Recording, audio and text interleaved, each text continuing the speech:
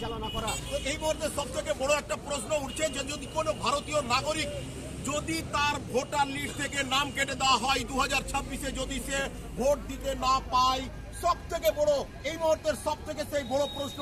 বিভিন্ন দিক থেকে আমরা বার্তা শুনছি যে নাম বাদ হয়ে যেতে পারে, ইলেকট্রালদের নাম ভোটার লিস্ট থেকে কেটে যেতে পারে, তাহলে 2026-এ সে ভোট দিতে পাবে না।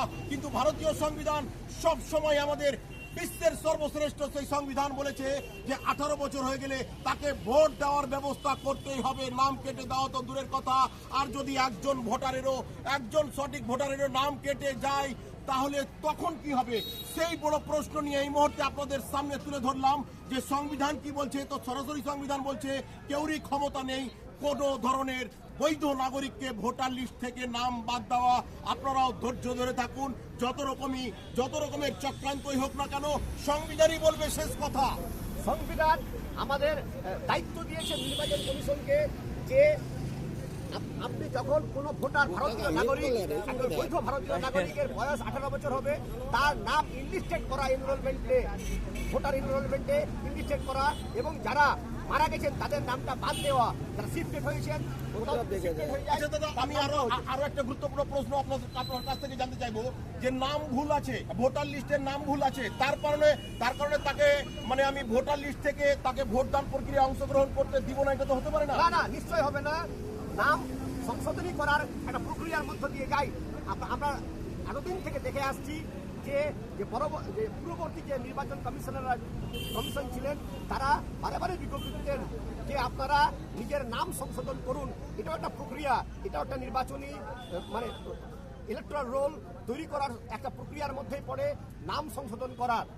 আপনারা কোনো রাজনৈতিক দলের কোনো ব্যক্তির কথায় বিভ্রান্ত হবেন না, শান্ত মনে নিজের অধিকারের জন্য লড়াই করুন এবং কাগজপত্র যে সমস্ত কাগজপত্র দরকার সেগুলো নিয়ে হাজির হবেন, হিয়ারিং করবেন এবং ভারতের নাগরিক হিসাবে একটা দায়িত্বশীল নাগরিক হিসাবে আপনারা সেই দায়িত্ব পালন করবেন।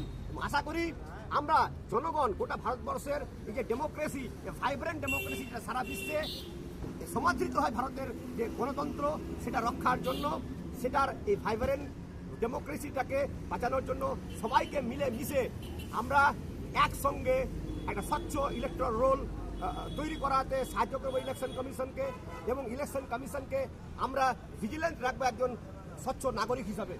তো এই মুহূর্তে বিশ্বের সব থেকে বড় গণতান্ত্রিক দেশ হলো ভারত, আর সেই গণতান্ত্রিক রাষ্ট্র ভারতের কিছু নাগরিকদের অসুবিধা হয়েছে বর্তমানে 2026 বাংলা জুড়ে যে বিধানসভা নির্বাচন, আর সেই নির্বাচনের আগে এসআইআর ফর্ম জমা দিতে গিয়ে, হিয়ারিং করতে গিয়ে, নাম লিস্টেড করতে গিয়ে কিছু ধরনের তথ্য আমরা উঠে আসতে দেখছি যে নাম বাদ পড়ে যাবে।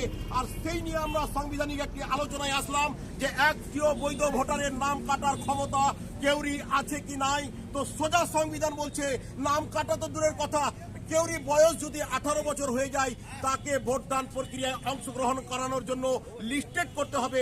অতএব আপনারা যা শুনছেন যে ভোটার লিস্ট থেকে নাম কেটে বাদ দেওয়া হয়ে যাবে, সংবিধান কিন্তু সরাসরি আমাদেরকে বলছে কখনোই সেটা সম্ভব নয়। কেউরই নাম ভুল থাকলে তাকে নতুনভাবে তার নাম উঠানোর একটা সুযোগ আছে। তো এই মুহূর্তের সেই বিশেষ গুরুত্বপূর্ণ বার্তা আপনাদের সামনে আমরা তুলে ধরলাম। সুস্থ থাকুন, ভালো থাকুন, নিশ্চিত থাকুন। আগামী 2026 নির্বাচনে আপনাদের অগ্রাধিকার নিয়ে সমস্ত রাজনৈতিক দল থেকে সমস্ত ভারতবাসীর একটা লড়াই থাকছে এবং জয় জনসাধারণের হবে বলে আশা রাখছি। ধন্যবাদ। আমাদের এই পর্যন্ত কালিয়াচক ব্রেকিং নিউজ চ্যানেলের পক্ষ থেকে সকলকে জানাই অসংখ্যবার ধন্যবাদ।